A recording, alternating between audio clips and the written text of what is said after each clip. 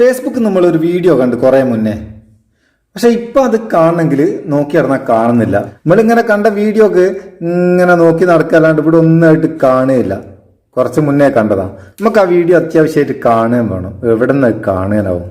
ഏത് പ്രൊഫൈലാണ് നമ്മൾ കണ്ടെന്ന് അറിയാന്നുണ്ടെങ്കിൽ ആ പ്രൊഫൈൽ സെർച്ച് ചെയ്താൽ നമുക്കത് എടുക്കാം. പക്ഷെ ആ പ്രൊഫൈൽ ഓർമ്മയില്ല.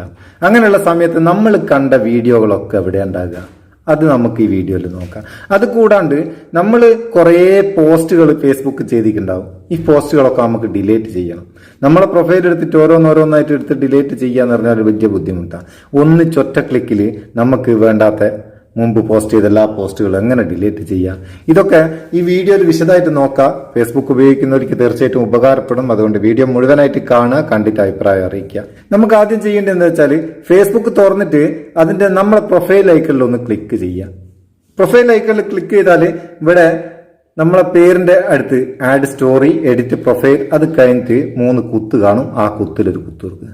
അന്നേരം നമുക്ക് കുറെ ഓപ്ഷൻസ് കൂടെ കിട്ടും. അതിൽ ആക്ടിവിറ്റി ലോഗ് എന്ന് കാണും, അതൊന്ന് ഞെക്കുക.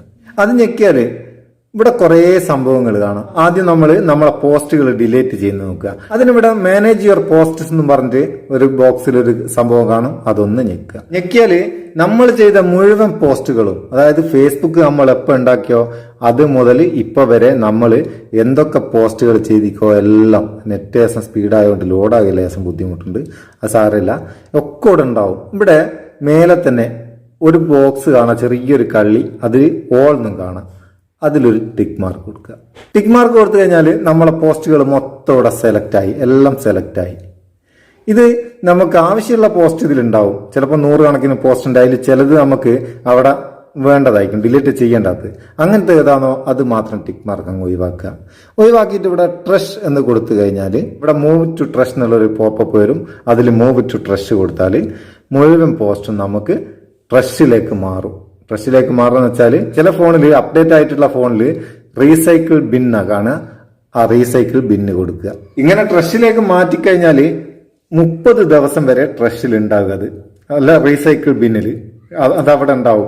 30 ദിവസം കഴിഞ്ഞാൽ ഓട്ടോമാറ്റിക് ആയിട്ട് ഡിലീറ്റ് ആവും. അതെന്തിനു വേണ്ടിയിട്ടാണ് 30 ദിവസം അടക്കുന്നത്? നമ്മളിങ്ങനെ ഒന്നിച്ച് സെലക്ട് ചെയ്ത് ഡിലീറ്റ് ആക്കുന്ന നേരം നമുക്ക് വേണ്ട കുറച്ച് പോസ്റ്റുകൾ ഉണ്ടായിരുന്നു, അതും ഡിലീറ്റ് ആയി പോയി.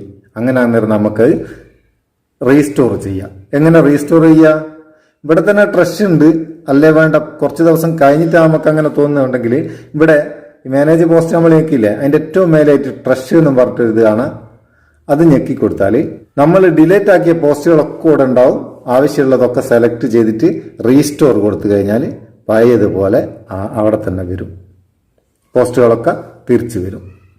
30 ദിവസത്തിനുള്ളിൽ ഇത് ചെയ്തിട്ടില്ലെങ്കിൽ കംപ്ലീറ്റ് ഡിലീറ്റ് ആകുകയും ചെയ്യും. എങ്ങനെ സംഭവം? അടിപൊളിയല്ലേ? ഇനി നമ്മൾ അടുത്തത്, നമ്മൾ കണ്ട വീഡിയോകളൊക്കെ എവിടെ ഉണ്ടാകുക, അതെങ്ങനെ വീണ്ടും കാണാന്നല്ലേ? അതിന് ഇവിടുന്ന് കുറച്ച് താഴേക്ക് പോയാൽ ഇവിടെ logged actions and other activity എന്നുള്ള ഒരു ഭാഗം ഉണ്ടാവും. അതിന്റെ ഇവിടെ ഇങ്ങനെ ചെറിയൊരു ആരോ മാർക്കാണ്, അതിലൊന്ന് ക്ലിക്ക് ചെയ്ത് കൊടുക്കുക.